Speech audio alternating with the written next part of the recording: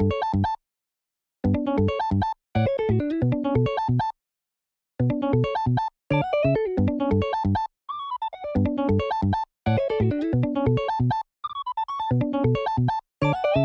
what's up, ladies and gentlemen? Good to see you again.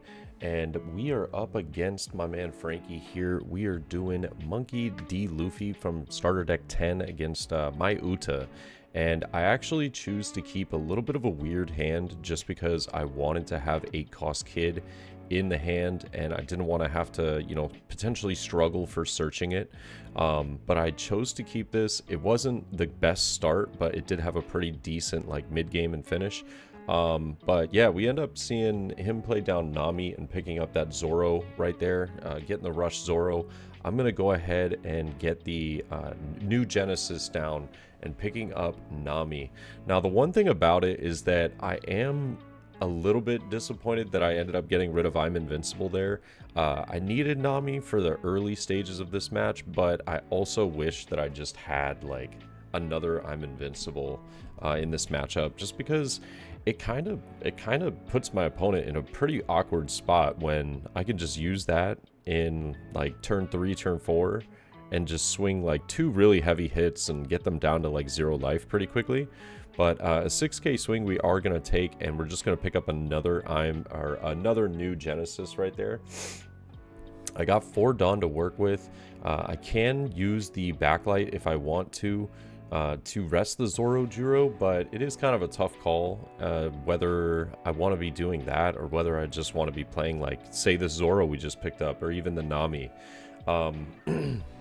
As much as I love Nami here, it's a little bit of a bummer to play that card and then not have the Dawn to swing, but then also have to dedicate multiple Dawn each turn. And I'm actually going to go 7 into the Zoro Juro, sadly bottom decking one of my Bonnies right there. And Bonnie, always helpful to find that 8-cost Kid, so a little unfortunate on the search this game. Yeah, I would have killed to have that Bonnie, actually. Yeah, but my opponent is just going to rest 4 and gets the Law here, and I'm like, oh man, I have exactly 7 cards in hand. Little unfortunate. And this was like the most painful thing ever. He ends up getting not only my 8-cost Kid, but the Zoro as well. Both extremely useful cards in this matchup to be able to, one, defend, but also, Zoro just being able to, I don't have to dedicate a Dawn. I can just swing 6 into my opponent very easily. And he gets the Radical Beam off of that. And I'll go ahead and take the hit, though, for 6. I don't know what we drew into, but with us being at the 6 Dawn turn, this is kind of like a awkward turn for us. I don't really have anything extremely useful to be putting down.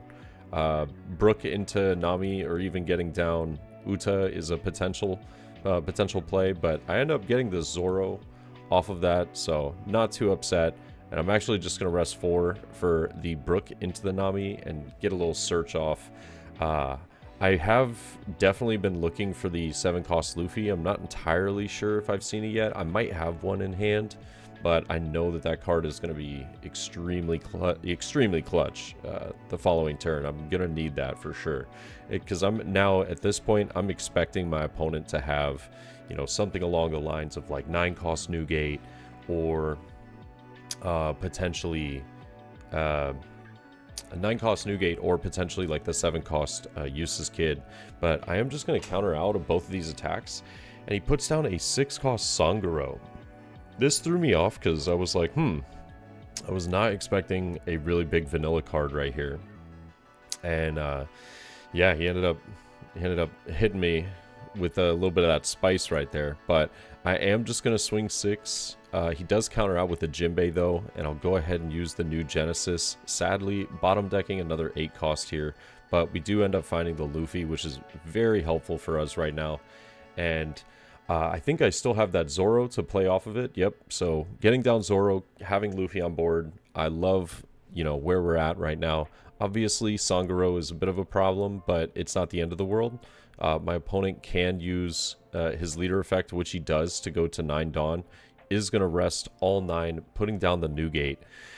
So now I have 2 8k swings to worry about and a 10k the following turn. We're going to see 8 into Brook. I was considering whether I should be countering out. I don't need the card, so another 8k with Sangoro. Now I'm also yet again considering whether I should be resting my Luffy, blocking and countering, or if I should just be taking this life. But I do choose to go ahead and counter. But that's our third chopper, so we are looking really rough on 2k counters.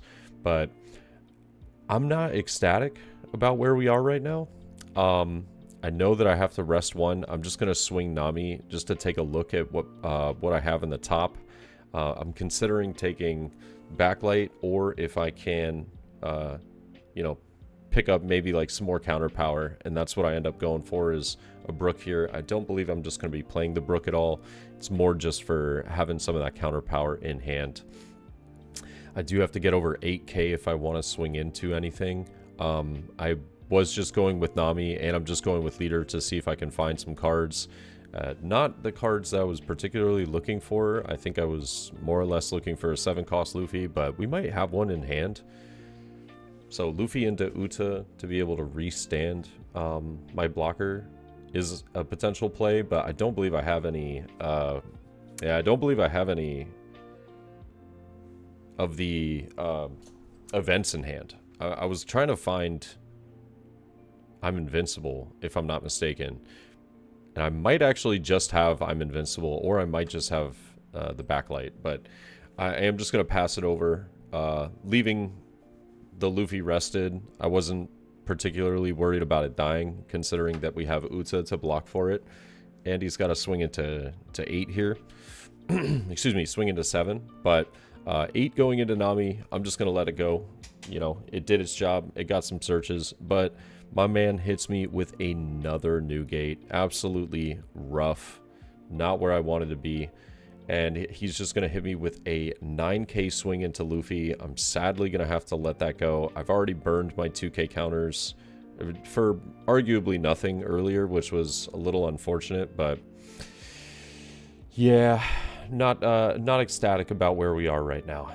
Trying to figure it out, but I don't believe I have good options. I am just going to take the Bartolomeo here. It allows me to at least swing with Luffy for free and not have to burn an event potentially. But I remember this play very distinctly. I have 2 life. I have some blockers active and everything. I don't believe my opponent's going to hit me with another 9-drop new gate, and we end up whiffing on the Bonnie search yet again. So I just decide to go for the board clear here, and I end up getting the new gate off the board, and now I can restand using I'm Invincible, and I'm just going to go 12 into Sangoro. I do get both of them off the board. However, I didn't really do much that turn at all. Looking back at it, I actually wonder if going life would have been a better decision, and then just defending as he's going for the KO, and then just potentially winning on the clapback. Because I don't think that he's going to hit me with another 9-drop, but you never know. I think 2 in a row is just kind of rough to play into. But we are going to see 7 getting rested right here. He is going to get to use his Captain Kidd, bringing Leader up to 7. So I haven't had like a single turn where I could just attack into 6, very comfortably. It's been pretty rough. He just constantly has had the ability to get his Leader up in power, which for me, like in this deck list, since I don't have Kidd on the board, and he was able to get that with Law, it's been very tough to reach that.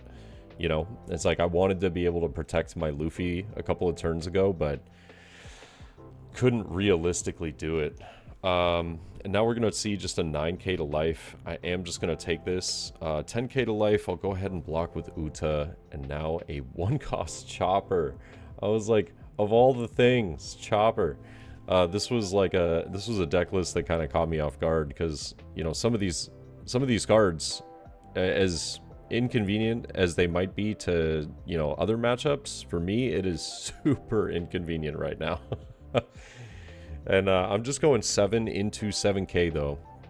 I want to see what he's got, if there is potential for me to pick off some pieces. I'm going to attach one to Zoro. I'm going to swing another 7.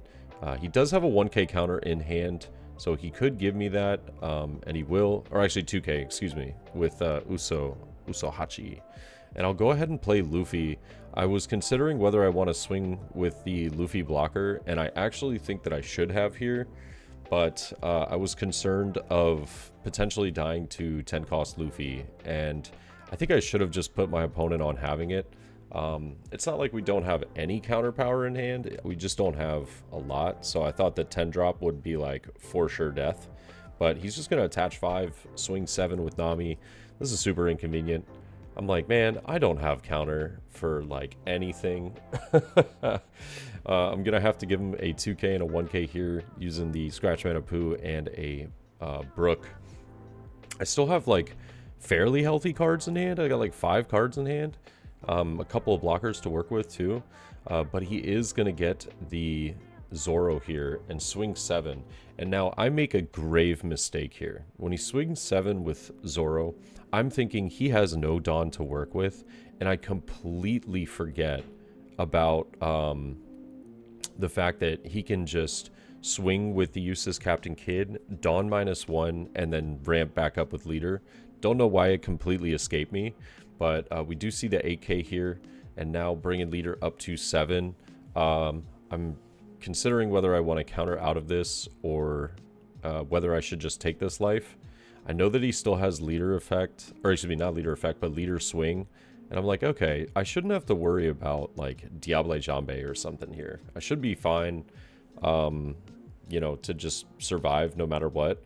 And so I do decide to just block with the Luffy and give him a Scratch Mana Poo. But he is going to use that Leader effect to ramp back up. And I'm like, oh, snap. He's still got that Radical Beam in hand. And now I'm like, I'm so dead next turn. Like, I have to try and go for game. And the odds of me being able to get it are just so low. But he does swing for Zoro here.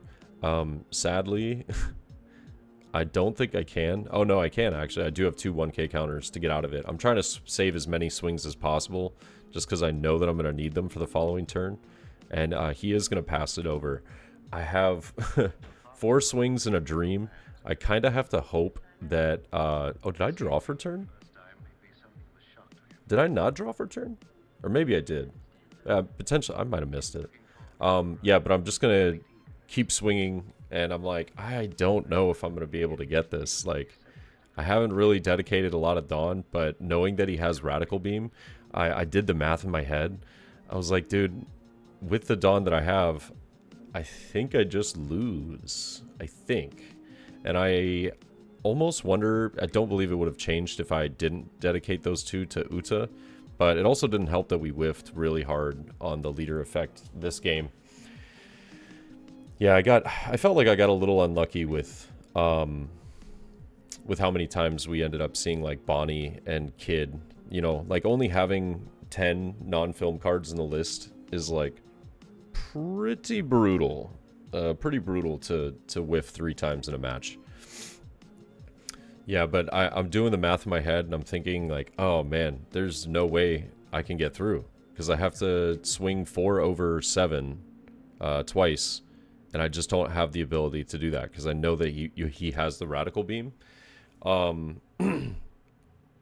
Yeah. And so I decided to just swing 7 into life. And yeah, he's just going to give me a 1k counter. And I think after that, it's like I'm going through the scenarios in my head. I'm like, yeah, I don't think there's a way I have a chance at all. So I end up just showing him my cards.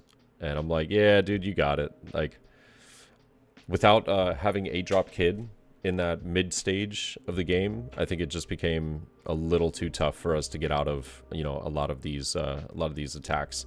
8-drop Kid definitely would have changed up this match, but that Law blocker ended up just picking it up out of hand. Really unfortunate, but yeah, I just show him, I'm like, dude, I don't have it. There's no way. I really needed some way, shape, or form to swing again. Well, I needed to see my I'm invincible, and that's why that one turn where I went for board, I was wondering if I should have went for life, because I think I would have survived and then still had like enough to go for a really powerful attack the following turn, but I was a little bit scared of the, you know, potential of 10 cost Luffy as well as attacking with the blockers, I think I psyched myself out. But we run over the scenarios of was there a way for me to get the game this turn, and he ended up having enough counter no matter what. But super solid match overall, and yeah, I'm looking forward to, you know, testing more of this list out as well. I got a couple more videos that are coming up with some really interesting matches, but let me know your thoughts, guys, and I'll catch you in the next one. All right, peace.